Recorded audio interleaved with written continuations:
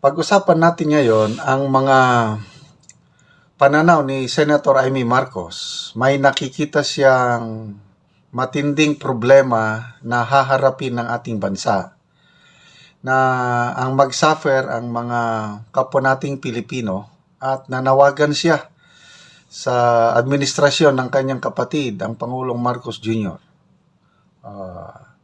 Let us not wait, sabi niya. Matindi ang kanyang pahayag. Let's not wait for the hammer to fall. Prepare now. Baka daw mahulog ang martilyo, mapukpok ang ulo, ay di maghanda ka bago ka matamaan. So, ano ba itong nakikita niyang peligro? Ano ba itong nakikita niyang delikadong sitwasyon sa ating bansa? Okay. Dito sa Manila Standard, by the way, salamat kay Eudora.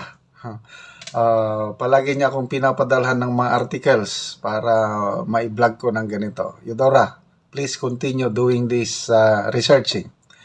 Ito, Manila Standard, title, Amy Marcos raises alarm on implications of a Trump presidency. Related ito sa pag-upo ni President Donald Trump sa White House. If I'm not mistaken, January 25, 2025 ba? Basta. Last week of January, pag-upo ng bagong presidente sa White House. So, dahil sa pagkapanalo ni President Trump, magkakaroon ng shift of policy, magbabago ang palisiya ng bagong administrasyon. Kaya sabi ni Senator Amy, ang administrasyon ng kanyang kapatid ay maghanda sa may mga masamang epekto sa ating bansa, lalo na mga kababayan nating Pilipino, pag-upo ng bagong presidente. Okay. Number 1, na nakita niyang problema, itong pangako ni President Trump na magkakaroon ng mass deportation ng mga illegal immigrants.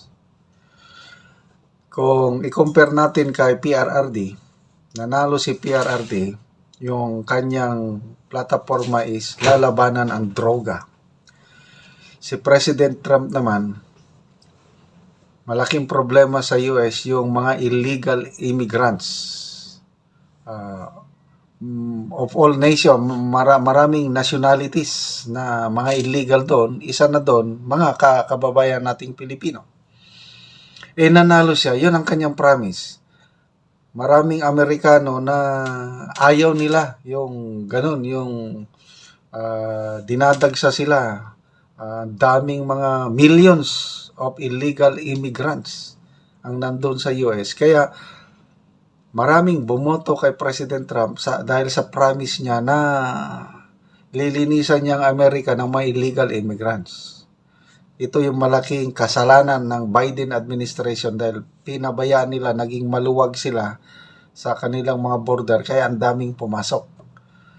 Okay, sabi ni Senator Amy, ngayon ko lang nalaman na currently, sabi niya, more or less may 200,000 undocumented Filipinos.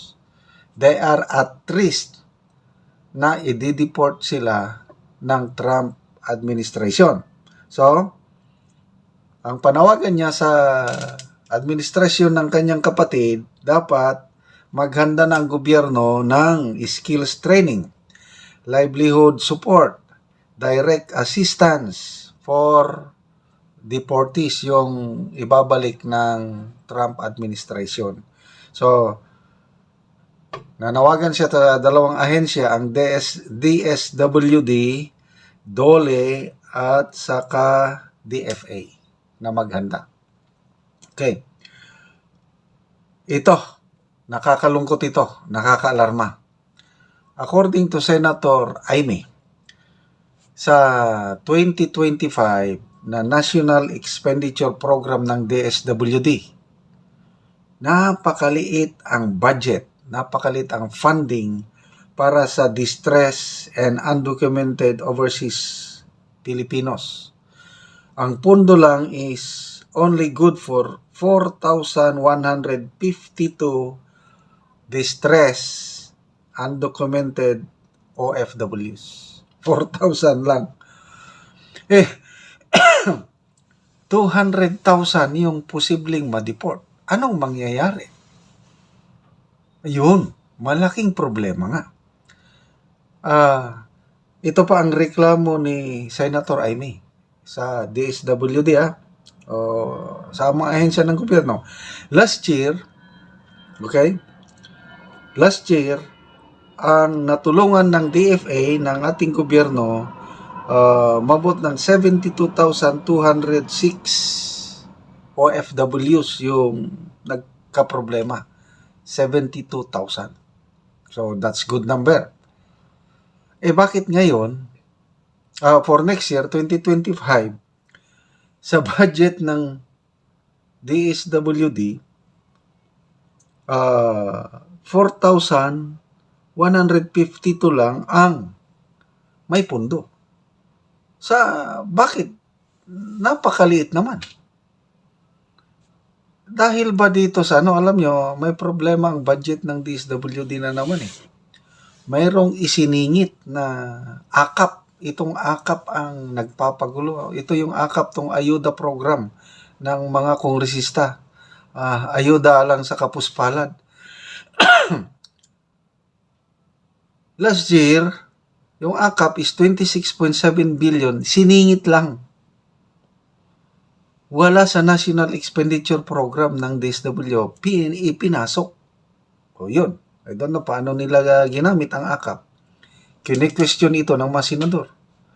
Kine-question ng marami. Ngayong budget for next year, lumaki. 39 billion pesos. Mas malaki pa daw ang AKAP, ayuda ng mga kongresista, kumpara sa budget ng buong Department of Foreign Affairs. So, anong gagawin nila doon sa 39 billion? So, bakit hindi i-realign o i-reprogram kaya? Kung po pwede pa yung 39 billion na para sa alanganing programa, kini-question ito ng mga senador, bakit hindi na lang karamihan gamitin para dito sa mga kababayan natin na mga posibleng i-deport? Marami akong kaibigan, may mga kakilala ko, mga undocumented sa Amerika. Medyo matagal na ngayong iba So, kawawa sila.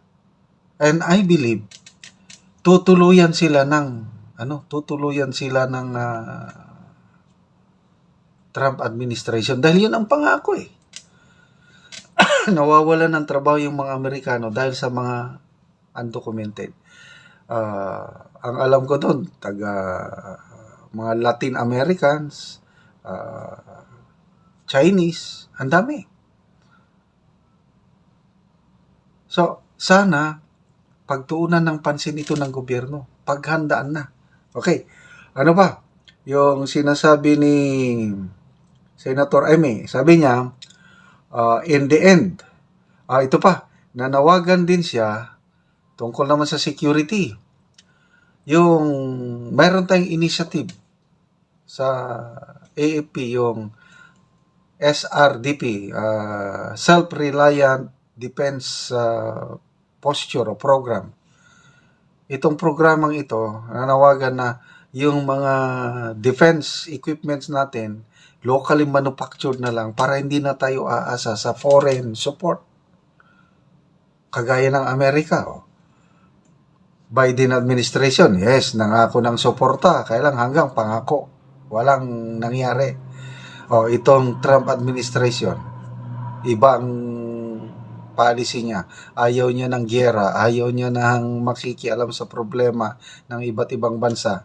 Ang gusto lang ni Trump, problema ng US ang asikasuhin niya. So, sabi ni Senator Amy, in the end, no matter how many and how strong our allies are, we can only defend on ourselves, the Filipinos, to defend the Philippines. So,